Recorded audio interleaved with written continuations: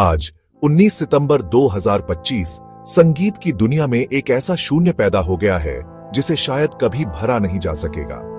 असम का वो सितारा जिसकी आवाज ब्रह्मपुत्र की लहरों की तरह करोड़ों दिलों में बसती थी, हमेशा के लिए खामोश हो गया है।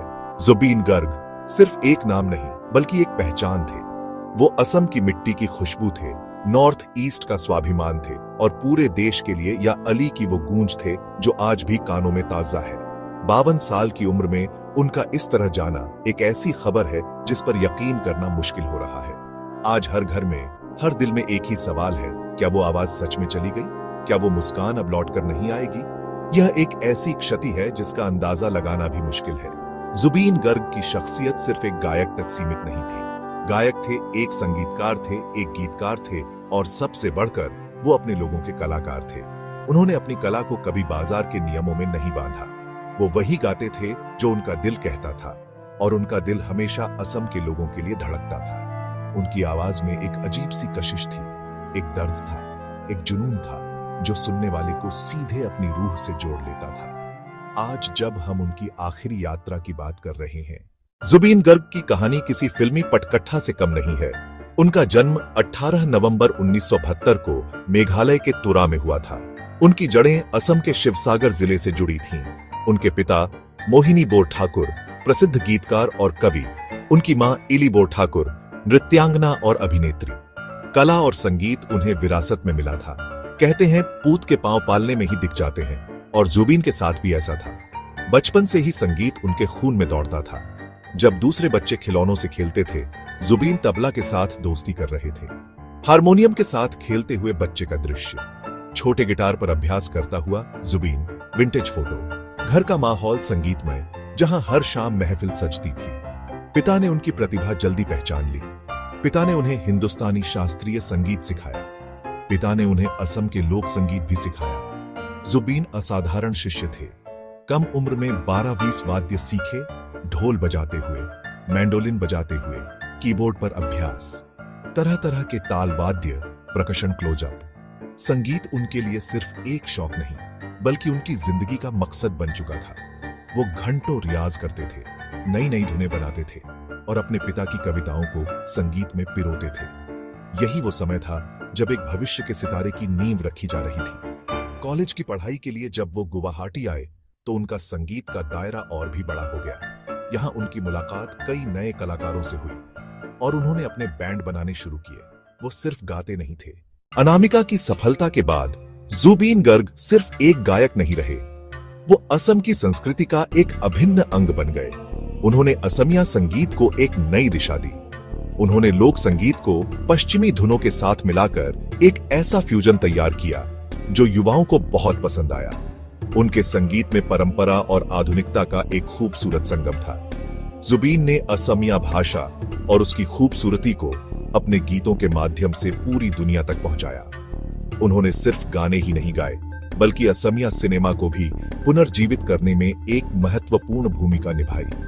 उन्होंने कई फिल्मों में अभिनय किया, उन्होंने उनका निर्देशन किया और उनके लिए संगीत भी तैयार किया।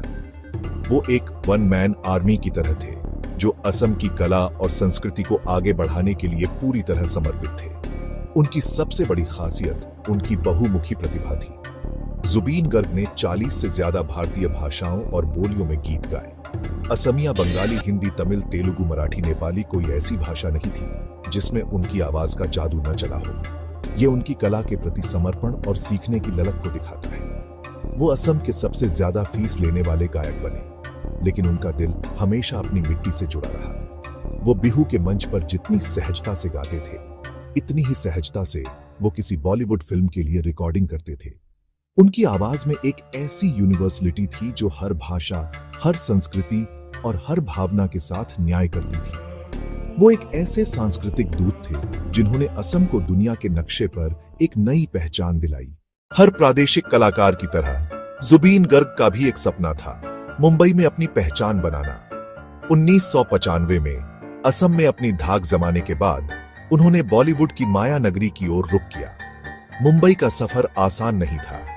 यहां पहले से ही स्थापित गायकों का बोलबाला था और एक बाहरी कलाकार के लिए अपनी जगह बनाना बहुत मुश्किल था। जुबीन ने संघर्ष किया, छोटे मोटे प्रोजेक्ट्स में काम किया और सही मौके का इंतजार करते रहे। फिजा 2000 कांटे 2002 बड़ी सफलता अभी भी दूर थी। वो एक ऐसी धुन की तलाश में थे जो पूरे देश को उनके नाम से वाकिफ करा दे। मौका आया साल 2006 में, जब निर्देशक अनुराग बसु अपनी फिल्म गैंगस्टर के लिए संगीत तैयार कर रहे थे। संगीतकार प्रीतम एक ऐसी आवाज की तलाश में थे, दर्द भी हो, कशिश भी हो और एक रूहानी एहसास भी हो। उनकी तलाश जुबीन गर्ग पर आकर खत्म हुई। जुबीन को या अली गाना गाने का मौका मिला। ये गाना उनके लिए ही बना था। जब जुबीन ने इस गाने को अपनी आवाज दी, उन्होंने इसमें सिर्फ सुर नहीं बल्कि अपनी पूरी आत्मा उड़ेल दी। गाने की रिकॉर्डिंग पूरी हुई और जब यह रिलीज हुआ तो इसने इतिहास रच दिया। या अली सिर्फ एक गाना नहीं बल्कि एक राष्ट्रीय गान बन गया। हर गली, हर नुक्कड़, हर रेडियो स्टेशन या अली की सफलता ने जुबीन गर्ग को रातों रात एक नेशनल स्टार बना दिया। जिस नाम को पहले सिर्फ असम जानता था, अब उसे पूरा हिंदुस्तान पहचान गया था। जुबीन गर्ग की जिंदगी हमेशा की तरह व्यस्त और ऊर्जा से भरपूर थी। वे लगातार कॉन्सर्ट कर रहे थे, नई धुनें बना रहे थे, अपने अगले प्रोजेक्ट्स की तैयारी में जुटे थे। इसी सिलसिले में वो सितंबर 2025 में सिंगापुर गए थे। 20 सितंबर 21 सितंबर सनटेक में नॉर्थ ईस्ट इंडिया फेस्टिवल का आयोजन था। जुबीन इस फेस्टिवल के मुख्य आकर्षणों में से एक थे। उन्हें शुक्रवार यानी आज 19 सितंबर को उद्घाटन और परफॉर्मेंस देनी थी। उनके प्रशंसक सिंगापुर में और पूरी दुनिया में बेसब्री से इंतजार कर रहे थे। किसी ने सोचा भी नहीं था कि यह आखिरी सफर होगा। परफॉर्मेंस से पहले उन्होंने शौक पूरा करने का फैसला किया। वे स्कूबा डाइविंग पसंद करते थे। शुक्रवार की सुबह सिंगापुर के पास समुद्र में डाइविंग के लिए गए। डाइविंग के दौरान अचानक सांस लेने में तकलीफ हुई। साथियों ने घबराकर उन्हें बाहर निकाला। बचाव दल ने आकर सीपीआर दिया और उन्हें तुरंत अस्पताल ले जाया गया। खबर फैलते ही लोग उनकी सलामती की दुआ करने लगे। अस्पताल में उन्हें आईसीयू में भर्ती किया गया। उनकी हालत बेहद नाजुक थी। डॉक्टर हर संभव कोशिश कर रहे थे। असम से दिल्ली तक लोग इस खबर पर नजर बनाए हुए थे। असम के मुख्यमंत्री ने केंद्रीय मंत्री से संपर्क कर स्थिति पूछी। सोशल मीडिया पर pray for Zubeen Garg trend करने लगा। घंटों की लड़ाई के बावजूद जुबीन हार गए। भारतीय समय के अनुसार दोपहर लगभग 2:30 पर निधन की पुष्टि हुई। जिस मंच पर आज शाम वे गाने वाले थे, वह अब हमेशा के लिए सूना है। जैसे ही जुबीन गर्ग के निधन की खबर की पुष्टि हुई, पूरे देश में, खासकर असम और नॉर्थ ईस्ट में शोक की लहर दौड़ गई। यह एक व्यक्तिगत क्षति की तरह महसूस हुई, जैसे हर परिवार ने अपना कोई सदस्य खो दिया हो।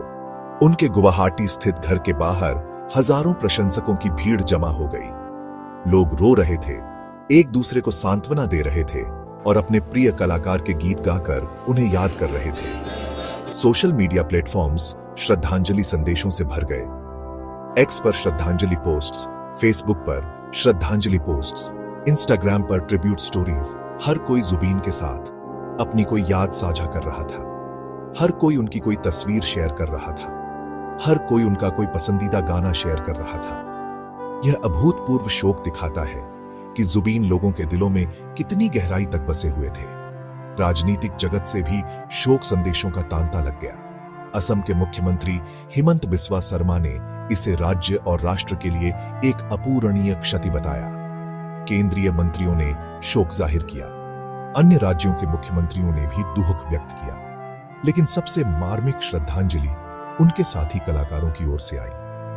प्रसिद्ध अभिनेता आदिल हुसैन ने कहा कि वो इस खबर से पूरी तरह टूट गए हैं और सदमे में हैं। उन्होंने कहा, असमिया संगीत और संस्कृति में उनका योगदान असाधारण है।